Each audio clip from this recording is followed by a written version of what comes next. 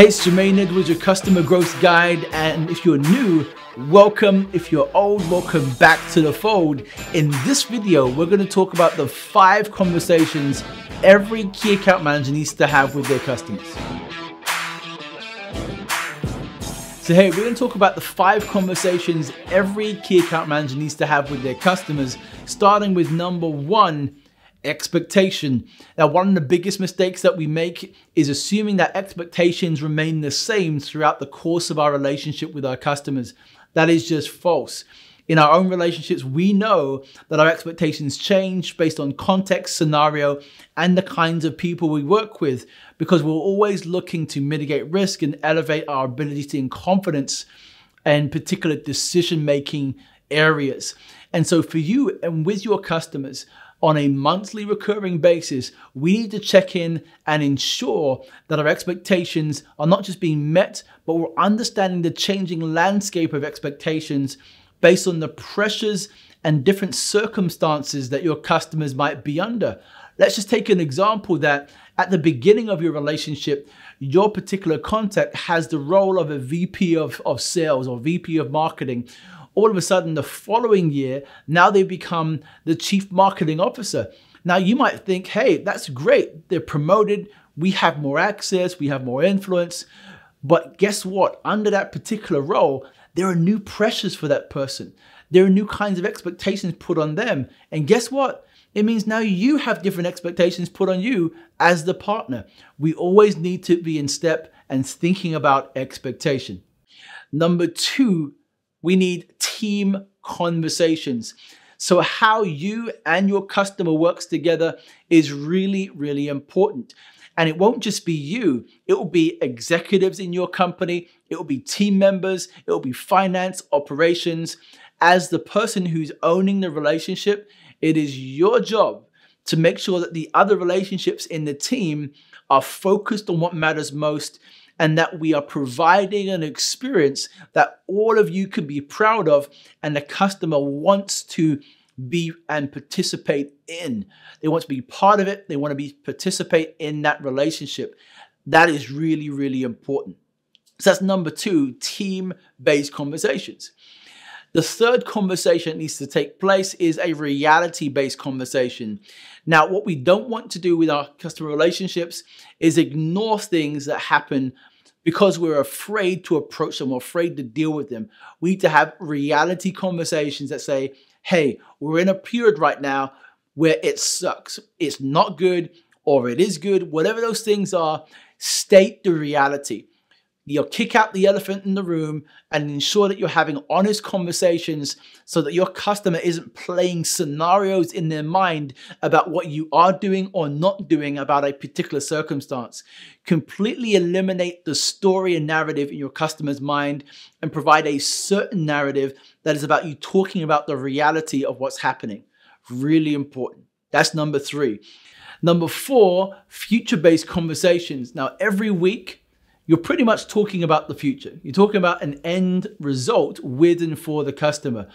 But I want you to focus just a little bit past that particular juncture, that particular outcome that your customer is looking for. Now, it might be coming a month from now, a year from now, even 2 years from now. But I need you to think even beyond that. So in a future-based conversation, you're going to hear me say this quite a bit. We need to sow seeds for future opportunities. And so in your future-based conversations, what we need to talk about are things that matter past the result. So for example, here, I'll be asking a question like, Mr. Customer, we're really excited to help you get that particular outcome. What do we believe this outcome will contribute to in the overall picture of the business? What will this outcome contribute to in the overall picture of the business? Now, once we get a much broader, more expansive view of the actual overall goal for this organization, maybe it's become a $10 billion organization, whatever that thing is, we need to extend the conversation to say, okay, great.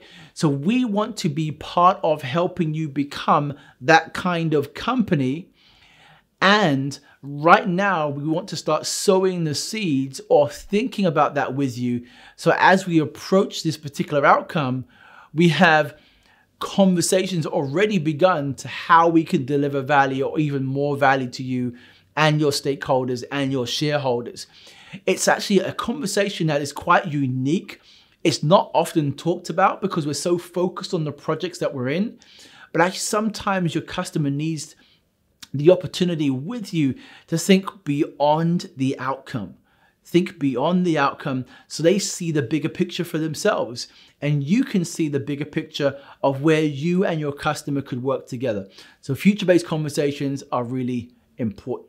Number 5, results-based conversations. So we should never assume that just because we've achieved a particular result with the customer, that those results have been disseminated and communicated to other parts of the business. That's almost never the case unless it's something really, really big. It's usually the contact, the department, the head of department, maybe somebody a little bit more senior than that, depending on the thing that you're working on. But even if it is something big, it doesn't mean that other people care and want to know or really see the benefit or value to them. So it's our job to begin to help them see that more clearly. So when you're having a results-based conversation, we need to talk about case studies, ways in which they are communicating that for themselves so they can raise their own status and prestige and advocacy in their own business. But also we need to look for specific mini case studies. So how has the result of this impacted other departments? And hey, can we create some communication around the impact to other departments as well?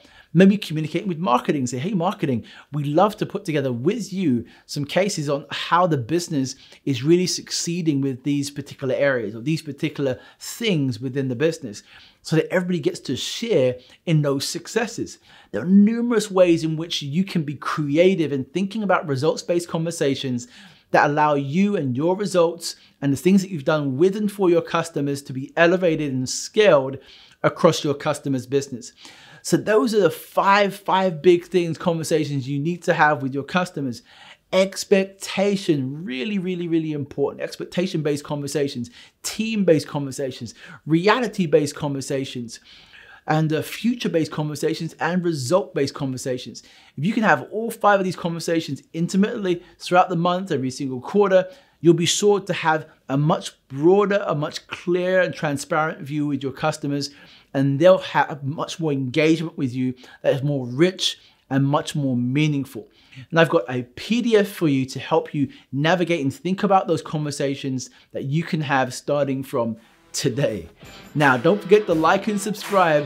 And if you're getting value from videos like this, just actually tell people about it, right? So they can get value too. And I'll see you on the next video.